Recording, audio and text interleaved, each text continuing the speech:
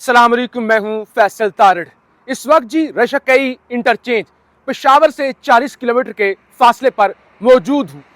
पेशावर के अंदर इस वक्त क्या चल रहा है, वज़ीर आला हाउस से क्या सरप्राइज आ रहे हैं, इस वक्त पेशावर में कौन सा अहम इजलास जारी है और नए वज़ीर आला के इंतखाब में, क्योंकि अब चंद घंटे बाकी रह गए हैं और हमने आपको सारी सूरत हाल बराह रास्त दिखानी है कि पेशावर के अंदर क्या कुछ चल रहा है, क्या कुछ हो रहा है। क्योंकि इस वक्त ताकतवर हलकों से लेकर वफाकी हुकूमत यह तहैया कर चुकी है, बेशक नंबर पूरे हैं, किसी भी कीमत पर हमने सुहेल अफरीदी को वज़ीर आला नहीं बनने देना। एक तो हम सारी चीजें आपको बराह रास्त दिखाएंगे ना कि सुहेल अफरीदी का फिर रास्ता रोका कैसे जाता है, क्योंकि अभी अभी खबर ये आई है, जुनेद अकबर साहब की जानिब से यह ऐलान किया गया है कि भाई हमारे नंबर पूरे हैं।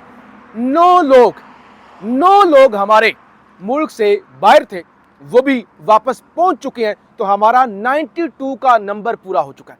वो जो अली अमीन गंडापुर साहब फरमाते थे ना कि जी 22 लोगों के बयाने हल्फी एस्टैब्लिशमेंट के पास हैं, वो किसी वक्त भी लोगों को खरीद सकते हैं और सेनेट इलेक्शन के अंदर भी अपनी सीटें कम करवा ली।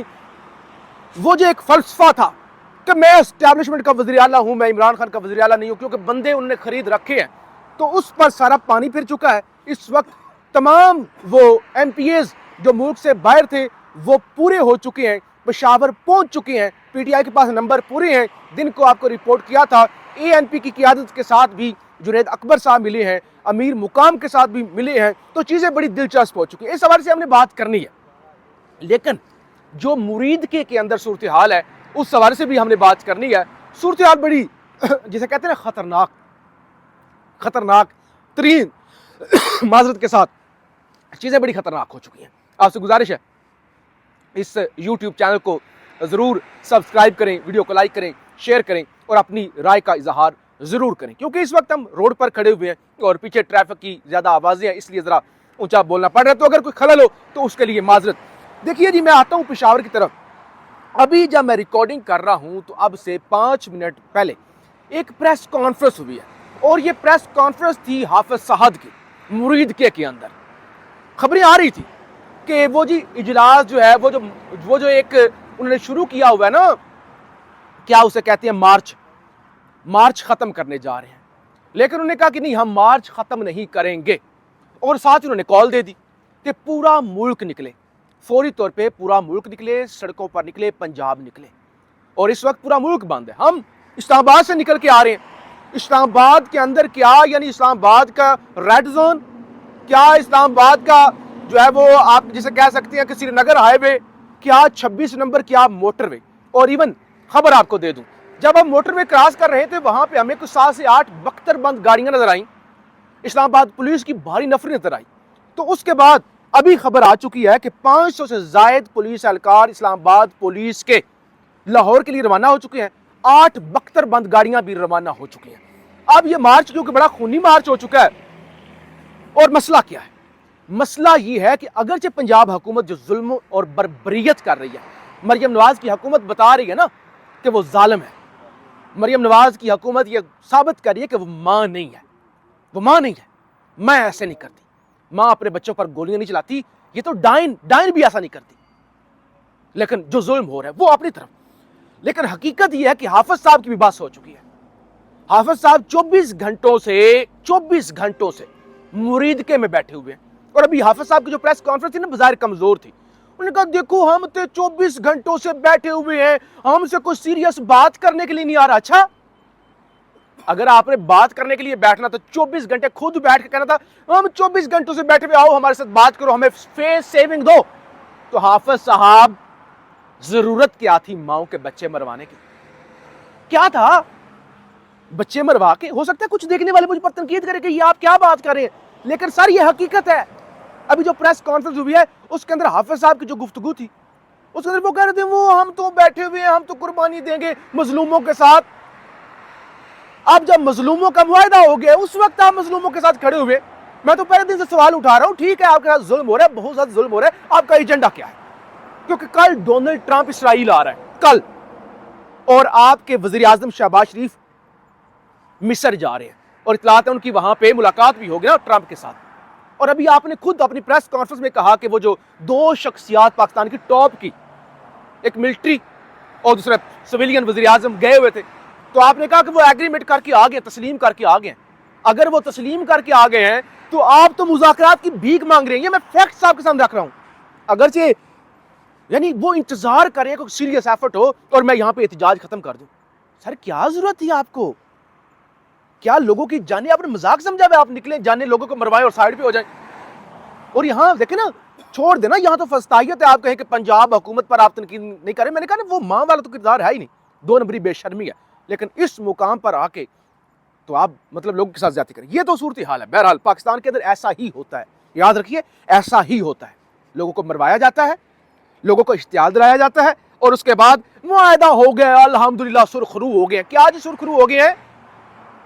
तो ये बहरहाल इस वक्त जो मैं समझ रहा था चीज़ें आप तक पहुंचाई जाए उस मार्च के हवाले से, जो इस वक्त वो मुरीदके में पिछले 24 घंटों में रुका हुआ है और मुज़ाकरात की भीख मांग रहा है। अच्छा, वो तो सूरत हाल है ही है। खबर ये है कि एक तो पेशावर से अभी जो मुझे खबर आ रही है, इजलास जारी है, बहुत अहम इजलास जारी है, क्योंकि देखें ना चंद घंटे बाकी रह गए। दूसरी तरफ सुहेल अफरीदी साहब जो काबीना बनाने जा रहे हैं ना, बैरिस्टर सैफ का पत्ता साफ होने जा रहा है। मुजम्मल असलम साहब की सीट पक्की है, उन्होंने अपनी पक्की कर ली है, खान का इत्मीनान उन्हें हासिल है। बाकी सब जो कंप्रोमाइज लोग हैं ना, उनकी छुट्टी होने जा रही है। अच्छा, इसके अलावा आज इस्लामाबाद में भी एक तहरीक तहफ़्फ़ुज़ आईन पाकिस्तान का इजलास हुआ है और उसका अलामिया भी मेरे सामने आ चुका है, जिसके अंदर कहा गया है तहरीक तहफ़्फ़ुज़ आईन पाकिस्तान हमसाया मुल्क अफगानिस्तान के साथ अचानक उभरने वाली सूरत हाल पर बरादर मुल्क सऊदी अरब के मौक़िफ़ की हमायत करती है और ये समझती है कि दोनों ममालिक के दरमियान मामलात गुफ्तगू से हल होने चाहिए। तहरीक तहफ़्फ़ुज़ आईन पाकिस्तान सूबा खैबर पख्तूनख्वा में इंतकाल इक़्तिदार के जारी आइनी और कानूनी अमल में वफाकी हुकूमत और वफाकी वज़रा की जानिब से मुदाखलत और रुकावटें खड़ी करने के बयानात की पुरज़ोर मज़म्मत करती है। वज़ीर आला पंजाब नए वज़ीर आला का इंतखाब तहरीक इंसाफ का आईनी और जमहूरी हक है और वफाकी हुकूमत से मुतालबा, यानी उन्होंने खड़े हो गए ना। और ये लंबी चौड़ी की आदत थी मेरे पास, यहाँ पे दर्जनों नाम अगर मैं आपको गिनवाने शुरू कर दूँ, सारी तहरीक तहफ़्फ़ुज़ आईन पाकिस्तान की सीनियर क़यादत बैठी है और ये फैसला किया गया है। बहरहाल सूरत हाल बड़ी दिलचस्प है। हम आपको पेशावर से भी रिपोर्ट करेंगे। मेरे साथ सहाफ़ी ज़ीशान नूर साहब मौजूद हैं। यहाँ पे हमारी लंबी चौड़ी यहाँ पे सारे साफ तकरीबन तमाम ही जो हमारे दोस्त हैं इस्लामाबाद से यहाँ पर मौजूद है, पूरी टीम मौजूद है और हमारी कोशिश यही है कि आपको अपडेट किया जाए। ज़रा ज़ीशान आए, ज़रा बताएं कि क्या सूरत हाल है। मुख्तसर 30 सेकंड में आप जो है वो लोगों को बताएं कि इस वक्त पेशावर के अंदर क्या चल रहा है, नंबर गेम की क्या सूरत हाल है। जी बिल्कुल फैसल साहब, इस वक्त हम पेशावर की तरफ रवाना है। आपने बता दिया नाज़रीन को, सुबह एक बड़ा फैसला होने जा रहा है।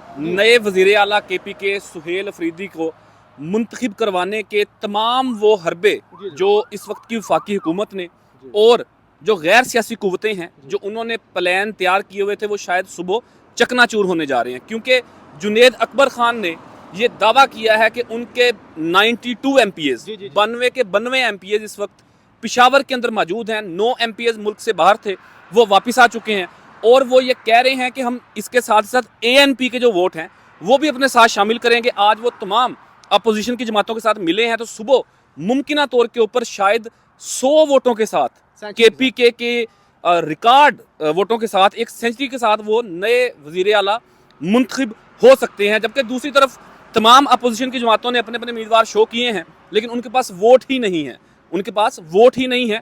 आज की रात तमाम ताकतवर लोग सर जोड़कर बैठेंगे और को प्लान तैयार करने की कोशिश करेंगे, लेकिन तो होगा, ऐसा नहीं हो सकता, कुछ नहीं होगा। क्योंकि एक जुमले में बता दें, अभी जो हाफिज साहब की आपने मेरे साथ बैठ के प्रेस कॉन्फ्रेंस सुनी है, उससे तासुर आपको क्या मिला, अगरचे उनके साथ जुल्म हो रहा है? बिल्कुल, मामला ये है ना कि हाफिज साहब इस वक्त थक चुके हैं। वो जिस तरीके से उन्हें निकलने नहीं दिया गया, फिर वो निकले, यूज ऑफ फोर्स किया गया, उनके 30 से ज़ायद कारकुनान शहीद हुए, 100 से ज़ायद ज़ख्मी हुए। उसके बाद अब वो थक गए हैं, हुकूमत भी थक गई है, फोर्स भी थक गई है। दोनों साइड से कोशिश है कि कोई मसालियत का रास्ता इख्तियार किया जाए और पहल जिसने करनी है वो कहते हैं ना कि कंड लग जाना, उनकी कमर लग जाएगी जो पहल करेंगे। सिर्फ इस वजह से पंजाब गवर्नमेंट फोर्सेस बाज़ाब्ता तौर पर कोई मुज़ाकरात की बात नहीं कर रहे कि शायद हम बात करेंगे तो ये तासुर जाएगा कि गवर्नमेंट हार गई है, अदारे हार गए हैं। दूसरी तरफ हाफिज साहब भी यही कह लंबा रहे हो रहा है, वीलॉग लंबा हो रहा है। अगला वीलॉग पेशावर से हम आपके सामने जो है वो रखेंगे। सुहेल अफरीदी से आज सहाफ़ी ने सवाल किया कि अफरीदी साहब, आपको दहशतगर्द कहा जा रहा है, आप पर जो है वो आपकी कैरेक्टर असैसिनेशन की जा रही है। तो उन्होंने कहा इन्होंने जो करना था कर लिया, हम पर हर तरह के पर्चे और मुकदमे इन्होंने करके देख लिए, लेकिन हम इनका मुकाबला करेंगे। हम आपको पेशावर जाके एक चीज़ जो है वो रिपोर्ट करेंगे और हाफिज साहब के हवाले से भी अगर कोई डेवलपमेंट हुई तो वो भी आपको बताएंगे। जिस तरह से वो लेटते हुए नजर आ रहे हैं, वो बोल फिल्म का एक डायलॉग अक्सर मैं आपके सामने रखता हूँ कि जब खिला नहीं सकते तो पैदा क्यों करते हो, अगर बर्दाश्त नहीं कर सकते तो फिर लोगों को मरवाते क्यों हो। पाकिस्तान जिंदाबाद।